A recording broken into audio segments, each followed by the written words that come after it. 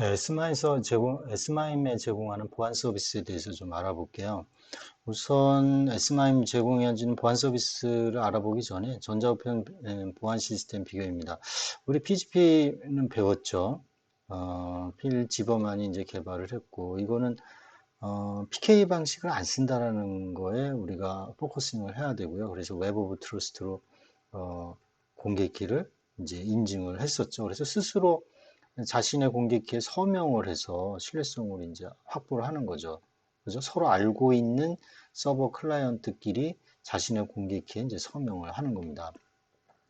S마임은 PKI 방식을 이제 쓰는 거죠. X509를. 그리고 ITF 작업 그룹에서 이제 개발을 한 겁니다. 자, 전자우편 서비스의 보안 기법을 한번 보면은 암호화는 잘 아시겠지만은 메시지에 대해서 이제 암호화 하잖아요. 그러니까 뭘 써요? 대칭키 방식을 쓰는 거죠. 그래서 우리 컨피덴셜리티를 제공을 하는 겁니다.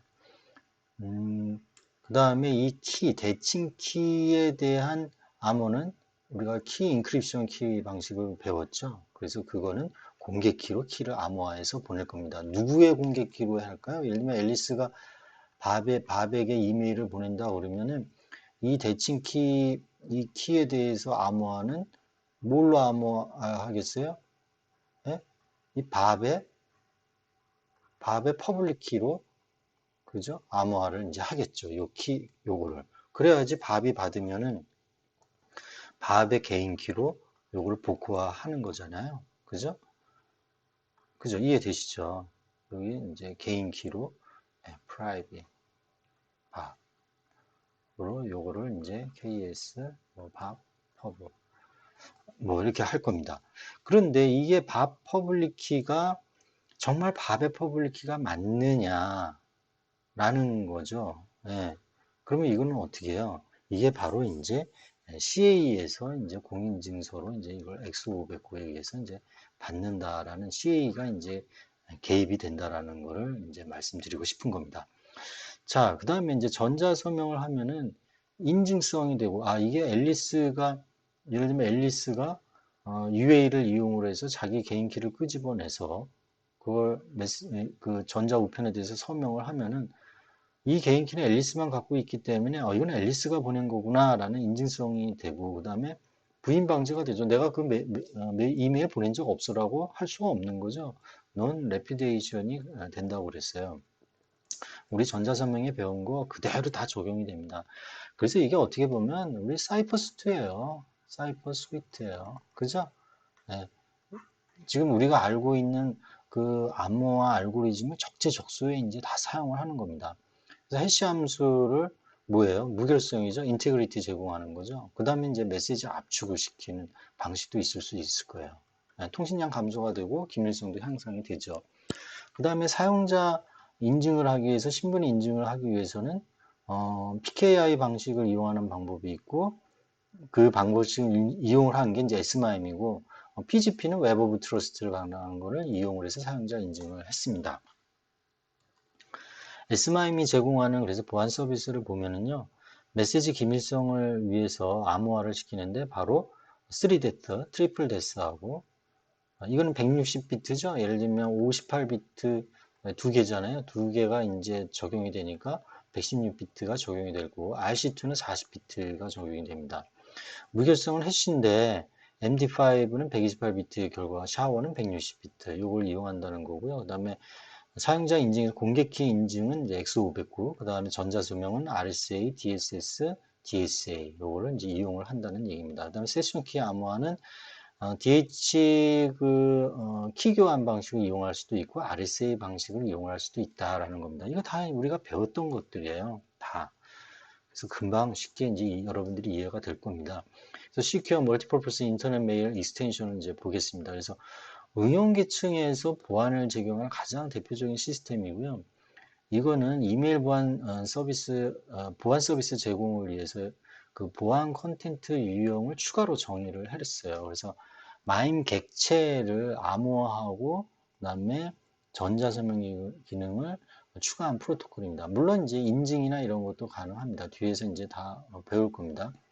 smin 컨텐트 유형은 이제 컨텐트 타입을 우리가 마임에서 컨텐트 타입을 배웠잖아요. 예를 들면 텍스트면은 플레인하고 뭐 HTML 이렇게 나눠, 그러니까 텍스트 타입하고 이제 서브 타입 이렇게 이제 우리가 구별해서 했잖아요. 여기에다가 이 smime을 보안 서비스를 포함하기 새로운 컨텐트 타입을 추가를 한 겁니다. 그래서 그 유형이 사인 데이터 유형, 이 사인드 전자 서명을 한 겁니다. 그래서 메시지 플러스 서명, 그죠? 그래서 이 서명 검증 정보 포함이라고 되어 있는데 이거는 사이너 인포예요. 사이너 인포 블락이라고 하는데 사이너 인포 요거를 이제 추가해서 이제 보내게 됩니다. 그러면 여기에 뭐가 들어가느냐는 이제 뒤에서 다 배울 예정입니다. 그 다음에 엔벨롭 데이터 요거는 이제 전자봉투가 되겠는데요. 전자봉투하고 그 다음에 암호화된 메시지. 그러니까 메시지를 이제 암호화했다라는 거에 대해서 암호화한 거에 대한 유형이 되겠죠. 그 다음에 authenticated data 이거는 인증의 메시지에 대해서 인증을 하기 위한 이제 유형이 되는 거죠. 그 다음에 signed data 플러스 envelope data 유형 이거는 뭡니까? 메시지에 대해서 암호화도 시키고 그 다음에 전자서명도 한 두 가지를 다 한 그런 유형이 되겠습니다. 거기다가 이제 공개키 인증서 유형, X509에 대한 유형, 그 다음에 CRL 유형 이런 것도 다 전송할 수 있는 컨텐트 타입을 이제 추가를 한 겁니다. 그래서 그거를 이런 컨텐트를 이제 추가를 했잖아요. 컨텐트 타입을 추가를 한 거를 우리는 크립토그래피 메시지 신텍스라고 그래요. 그래서 CMS 타입 포맷이라고 하는데 CMS 베이직 타입 밸류 포맷은 뭐 컨텐트 타입하고 그다음에 컨텐트로 이렇게 구별이 됩니다. 보면은 일반적인 데이터 포맷은 컨텐트 타입은 데이터, 그다음에 데이터로 되겠죠. 사인 이건 전자 서명된 거죠. 그죠? 전자 서명된 거는 컨텐츠 타입이 아까 보면은 이런 식으로 들어간다고 그랬어요. 이런 식으로 애플리케이션 슬래시 퍼블릭 키 그다음에 크립토그래피 스탠다드 뭐 세븐 마임 이렇게 하고 세미콜론으로 해서 S 마인 타입이 사인드 데이터 이렇게 들어가거든요. 그거를 이제 약식으로 이렇게 이제 표현을 한 거고요. 자, 그래서 컨텐츠 타입은 사인드 데이터다. 그 다음에 이 컨텐트 안에는 이렇게 들어가는 겁니다. 보면은 다이제스트 알고리즘 뭐가 되겠어요? 샤워1, 뭐 MD5 뭐 이런 게 되겠죠. 그죠? 해시행, 그 다음에 인캡슐레이티드 데이터 메시지가 되는 거죠. 그죠? 메시지. 이 메시지가 예를 들면은 바이너리 도 될 수 있고 텍스트도 될 수 있고 뭐 여러 가지 하여튼 그런 메시지가 될 겁니다. 그 다음에 뭐야? 사인드 데이터니까 전자서명하고 서티피케이트 체인 이게 공인인증서예요. 공인인증서. 그죠? 이 공인서는 사인한 사람의 그 퍼블릭 키에 대한 공인증서죠. 사인한 사람의. 그거를 이제 같이 이렇게 보내는 겁니다. 자, 하나만 더 볼까요? 보시면은 이 엔벨롭 데이터,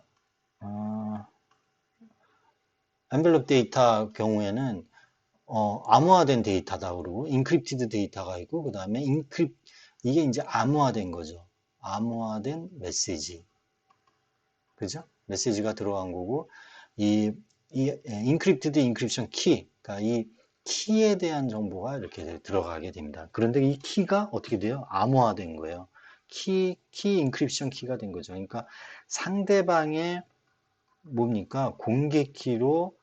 상대방의 공개키로 이거를 암호화했을 거예요. 그죠? 그거를 이제 여기다가 붙여서 보내게 됩니다. 그러면 상대방이 받으면서 자기가 개인 키를 갖고 있으니까 이 세션 키를 풀 수가 있죠. 그래서 이 세션 키로 이 인크립트 된 거를 풀 수가 있어요. 그러면 뭐 바이너리가 이렇게 보이게 되고 이거를 다시 베이스 58 베이스 64죠. 디코딩을 하는 거죠. 그러면 바이너리가 이제 나오겠죠. 네. 이런 식으로 할 거라는 걸 짐작할 수 있습니다. 나머지는 한번 여러분이 보시면서 쉽게 이제 이해할 수 있을 거고요. 예, 쉬었다가 다시 시작하도록 하겠습니다. 수고하셨어요.